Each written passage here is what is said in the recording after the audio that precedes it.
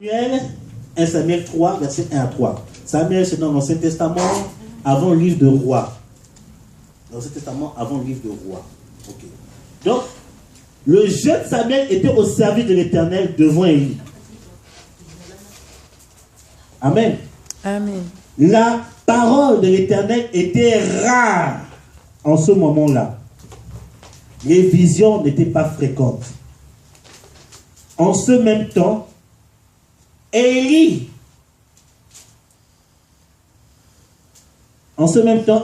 qui commençait à avoir les yeux troubles, il ne pouvait plus voir. Étant couché à sa place, la lampe de Dieu n'était pas encore éteinte. Et Samuel était couché dans le temple de l'Éternel, où était l'arche de l'Alliance. Alors l'Éternel appela Samuel. Amen.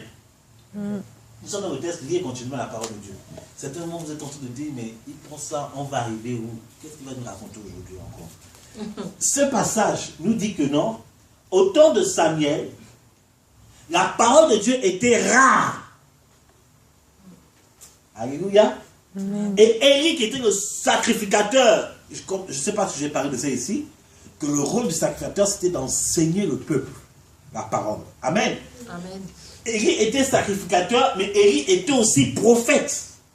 Je n'ai pas besoin de démontrer cela, parce que c'est peut-être dans le dernier dimanche, je crois qu'on va ajouter un dimanche, parce que il y a un sous-thème qui me vient depuis tout à l'heure, de parler de comment amener l'accomplissement de nos prophéties. Parce qu'il y a beaucoup de personnes qui reçoivent des promesses, mais qui ne savent pas comment entrer dans l'accomplissement. Je crois que le premier dimanche du mois de novembre, on parlera de ça. Amen. Ça serait un bonus, parce que je crois que Dieu veut nous enseigner sur ça. Alléluia. Donc, la Bible nous dit que les yeux d'Élie étaient troubles. Il ne pouvait plus voir, parce qu'il n'avait plus, il ne recevait plus les révélations. Dieu ne lui parlait plus. Mais pourquoi Dieu ne lui parlait plus? La Bible nous dit, regardez, Élie, et pourtant, Élie ne pouvait plus voir, était couché à sa place. Il était couché. C'est qu'il était tombé dans un sommeil spirituel. Alléluia. Amen. Et il dit, la lampe de l'Éternel n'était pas encore éteinte. Il y a un problème. La Bible nous dit, je peux enlever la veille, je peux? Ok. La Bible nous dit que il n'y avait plus les révélations. Amen. Amen.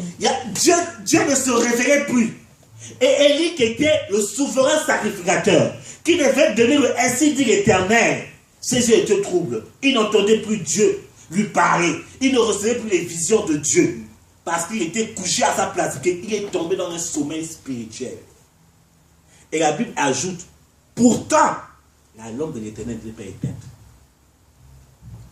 Psaume 119 nous dit que ta parole est une lampe à mes pieds. Alléluia. Amen. Et une lumière pour mes sentiers.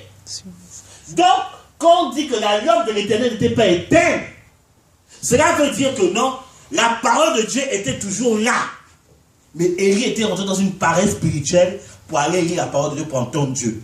Mais ce qui était merveilleux, c'est que Samuel dormait à côté de l'arche, la présence de Dieu, là où il y avait la lampe. Oh my God. C'est que malgré le fait qu'Élie s'était endormi, Samuel s'appliquait à être devant la lampe. C'est que Samuel s'appliquait à lire la parole de Dieu. Et c'est pour ça que la Bible nous dit que l'Éternel parlait à Samuel. Puisque Élie, quand tu dors là, tu ne veux plus lire la parole de Dieu, tu ne veux plus te consacrer dans la lecture, la méditation, la parole, puisque ce petit Samuel là est zélé, il est fidèle dans ça, je me révélerai à lui.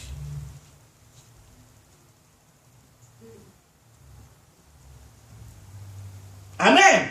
Amen. Je me rappelle de un de mes amis prophètes. Il m'a raconté son témoignage.